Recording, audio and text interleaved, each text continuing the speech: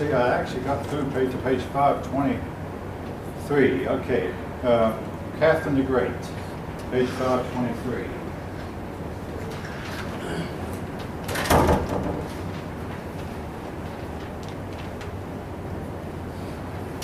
All right.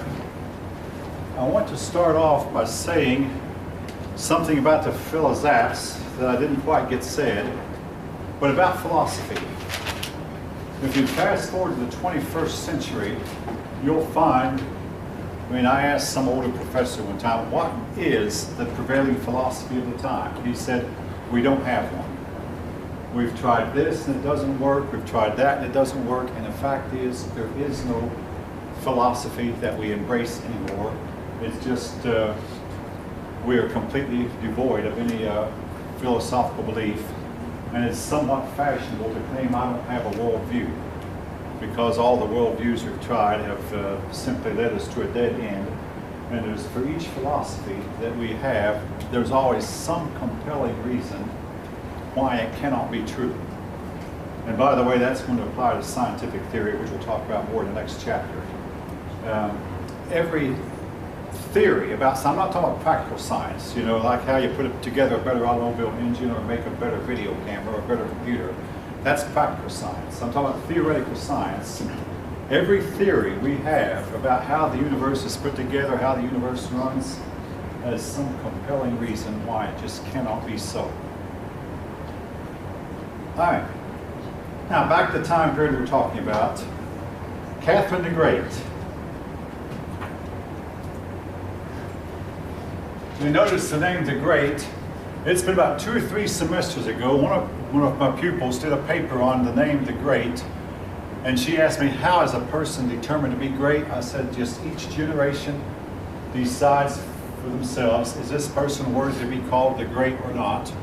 In modern times, we generally don't call anyone the Great, even though Pope John Paul II came close to it. But Catherine the Great, as far as I know, is the only woman to hold the title. She was the ruler of Russia during the Enlightenment period. And she had a tendency to be very conservative.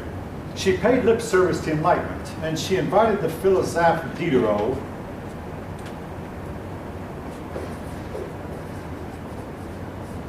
to come to her court, just like Frederick the Great invited Rousseau to his court, and Catherine invited Diderot to her court.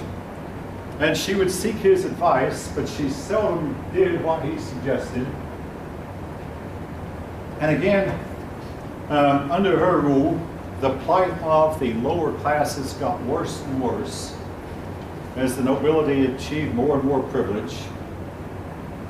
Some of the rebellions occurred. Now, if you study Russian history during the 16, 17, and 1800s, every czar had to deal with rebellion, one after another, and they always put the rebellions down until the year 1917. In 1917, the Communist Revolution took over, and they executed the last czar and his family.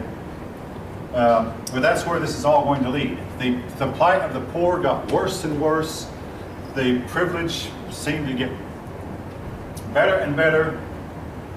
Catherine did nothing to alleviate the plight of the poor. She had to put down a few rebellions. Again, every czar in turn, one after another, had to deal with rebellions, which they all successfully put down until you come to the year 1917, which we'll talk about in a future chapter. Now,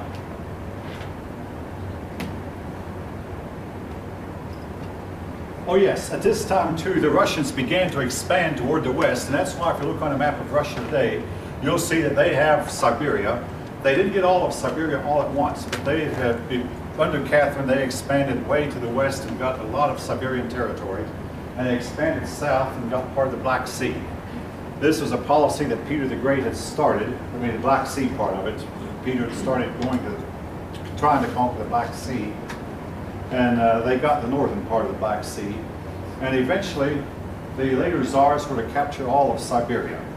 And that's why to this day, you look on a map of Russia and you'll see that they are Actually, I believe in, as far as square miles, they're the largest nation on the earth.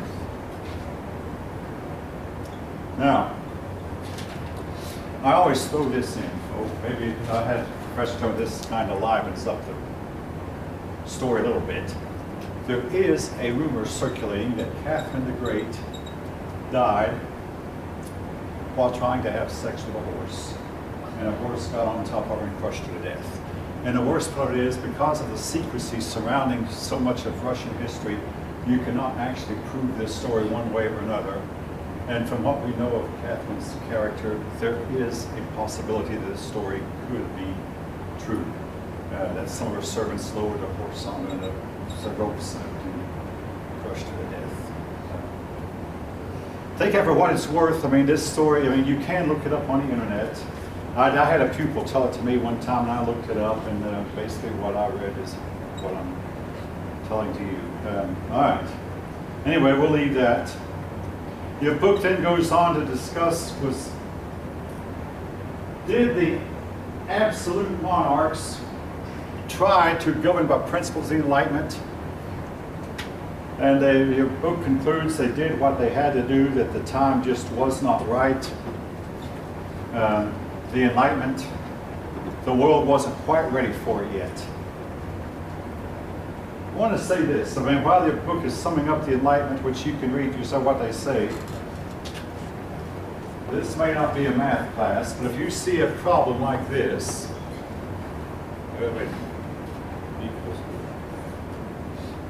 what is x? 4. Half right. What is x here? There are two answers. This is a quadratic equation. Quadratic equations have two answers. Have you ever heard this before? The answer is it's positive 4 and it's negative 4. Now, what does this have to do with Enlightenment? The Enlightenment has two sides. One side, very good. The United States and Great Britain were governed by the principle of Enlightenment. There's another side to it. Communists claim that they got their ideas from the Enlightenment. And later on, a man named Pol Pot from Cambodia went to Europe and studied the Enlightenment and came home and killed off more than 1 million of his citizens in order to return mankind to primitive, because part of the Enlightenment said that civilization is what destroyed man. And he was going to return mankind to his primitive state, so he killed anyone who wore glasses, anyone who was educated, anyone who dressed nicely, trying to get his people to become primitive again. And the United States knew about the massacre and did nothing, and of all people that intervened, Vietnam intervened and overthrew Pol Pot's regime. Now, we'll be talking more about this later, but that was part of the Enlightenment. It had a very, very negative side also. Communism, Nazism, fascism, Pol Pot, all came from the Enlightenment, as well as American democracy and the democracy that Great Britain had, all came about from the Enlightenment. So it had a very, very dark and sinister, bad side to it also, which we're about to talk about before we get through with the next page. All right. World wars. Officially, there are only 2 wars that have been called world wars.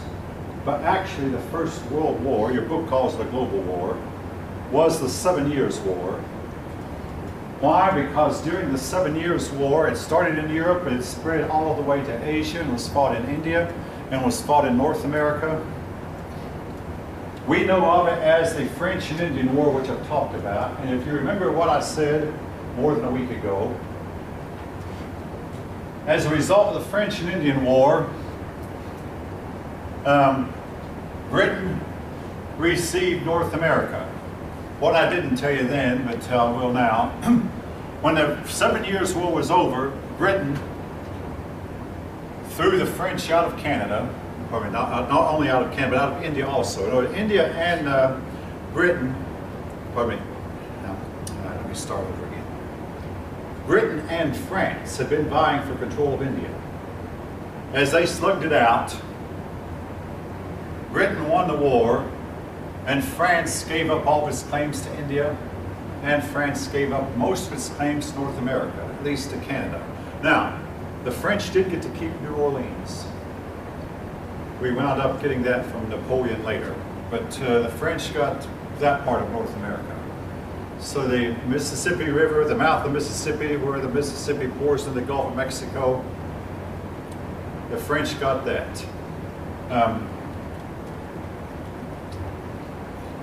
Anyway, the French and Indian War can be, or also known as the 7 Years' War, can be considered a world war.